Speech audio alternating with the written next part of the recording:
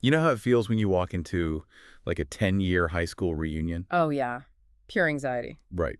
Yeah. But you carry this comforting expectation that everyone is just going to be frozen in time.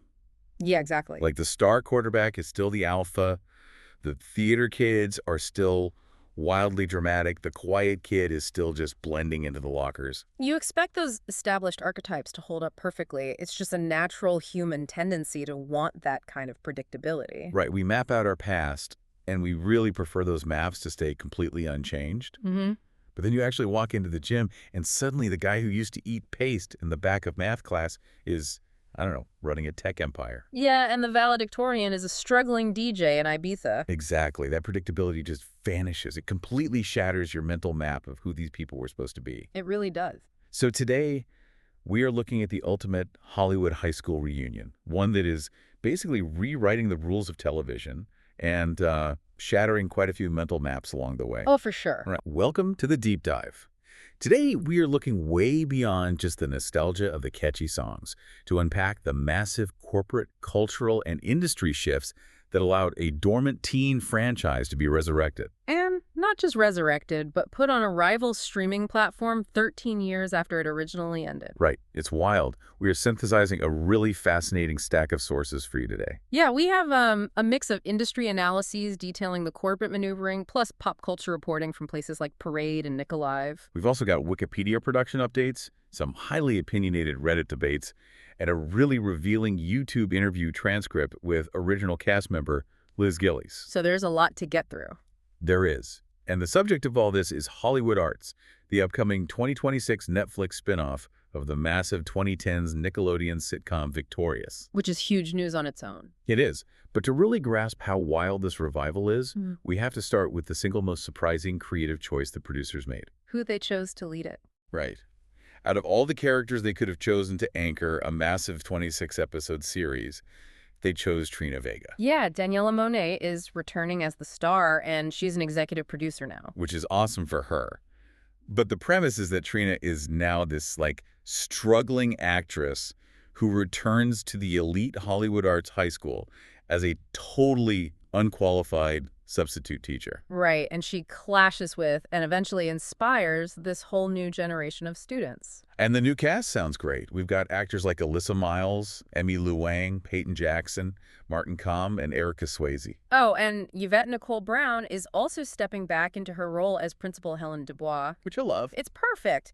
Bringing back Principal Helen bridges the universe so well. It grounds the new students in a familiar authority figure, while Trina brings the absolute chaos. Wait, okay, hold on, though. Let's talk about Trina. Okay. Because Trina was famously the untalented, delusional, and honestly incredibly annoying older sister in the original show. She was the punchline.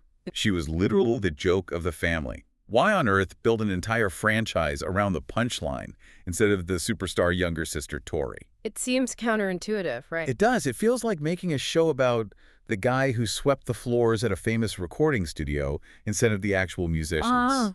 Or like doing School of Rock but with a guy who didn't even know how to play the guitar. Well, choosing the punchline is actually a really sophisticated narrative pivot. Television writers refer to this as the mentor spin-off model.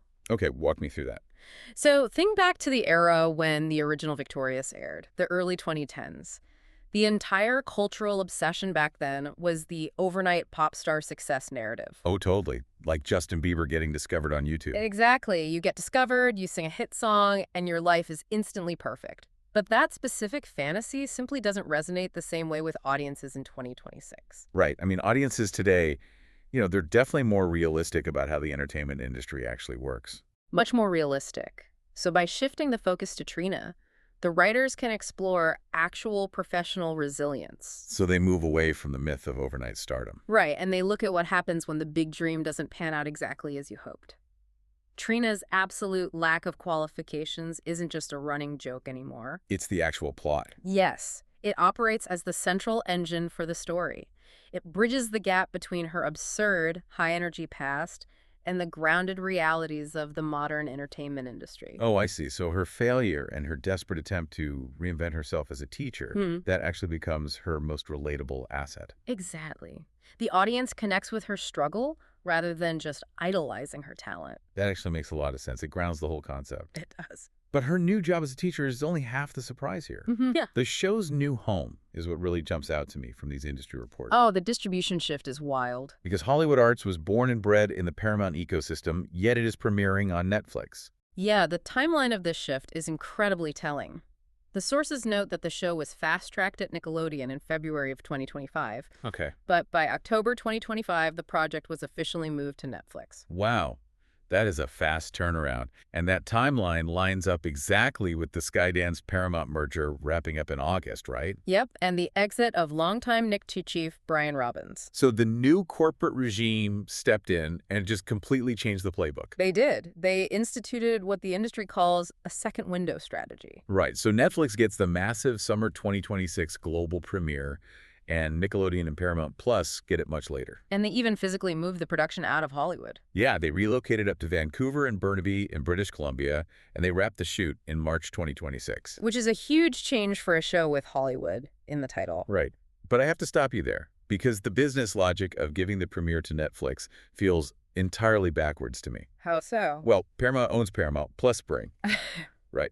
They are fighting a brutal streaming war and desperately need subscribers.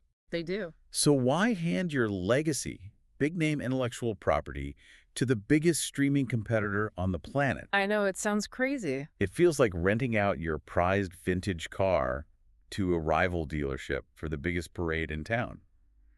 You're just giving them the spotlight. It does look like that on the surface, but you have to look at it through the lens of the new content as a service, or PAWS model. Content as a service, okay. Think of it like a boutique hot sauce company letting a massive global supermarket chain pay for the manufacturing and distribution of the newest flavor. Oh, interesting. The supermarket assumes all the upfront financial risk, puts the product in front of millions of shoppers, and gets them hooked. Right. And then later, the boutique company still owns the recipe. Exactly. They can sell it directly to those newly loyal customers on their own platform later on. Okay, so applying that to TV producing a 26-episode multicam sitcom is just an immense financial burden. Huge. Most streaming shows only do like 8 episodes now. Right. So by licensing that first window to Netflix, Paramount offloads almost all of the initial production costs, while retaining the underlying IP ownership forever.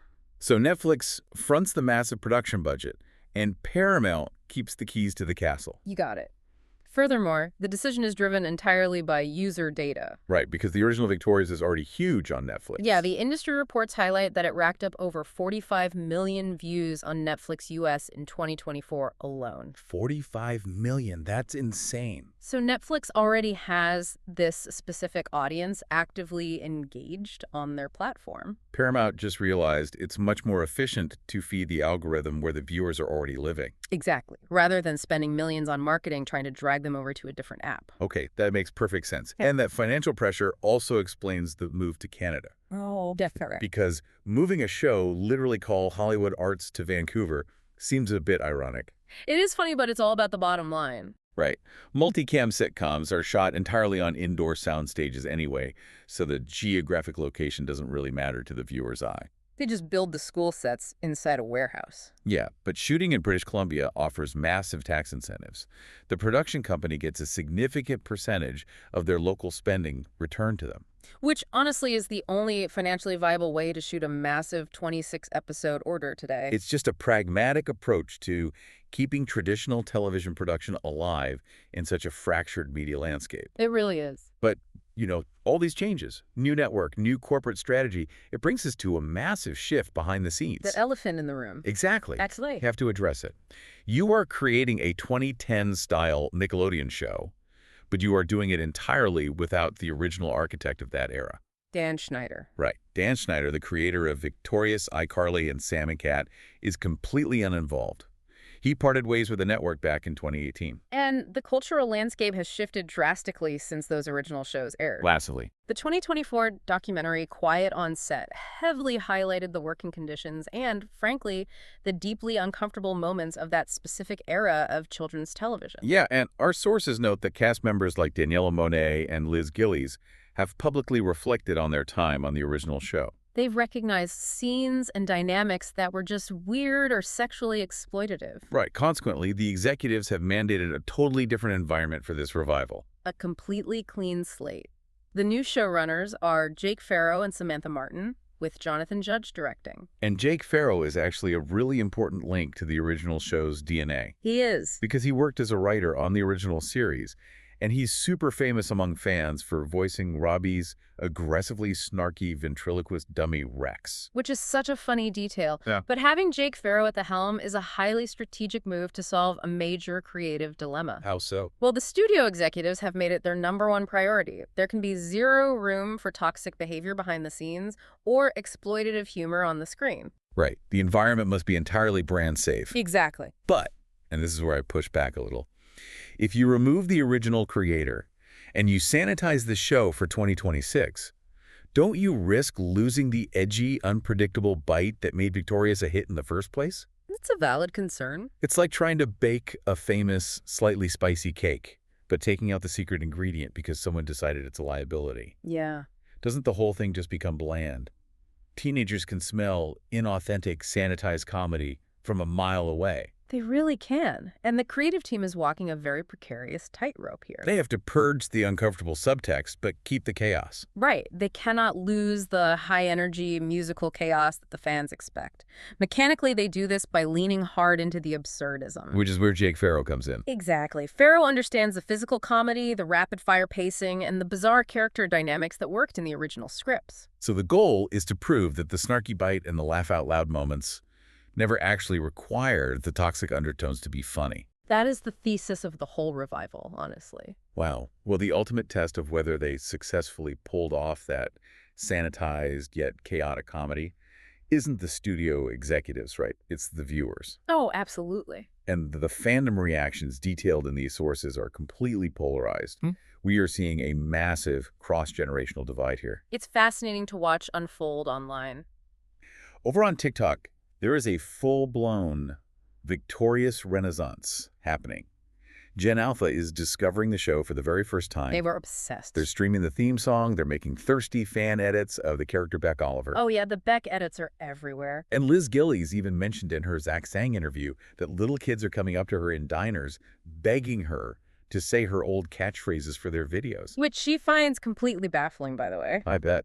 But then you hop over to Reddit, and the older fans, like the millennials who actually grew up watching the original broadcast, they are incredibly cynical about this new project. Highly critical. They're comparing it to failed reboots, like the Zoe 102 movie. And they are absolutely roasting the creative choices, specifically the new character names. Wow, the names. There was literally a Gen Z student character named Gen Z. With a J. A character named Gen Z. I mean, come on. That feels like a boardroom of 50-year-olds trying to sound hip and failing miserably. It certainly reads as a massive misstep on paper, and the Reddit community was quick to label it as pure cringe. It is cringe. But analyzing this generational divide reveals Paramount's core strategy. Oh, really? Yeah.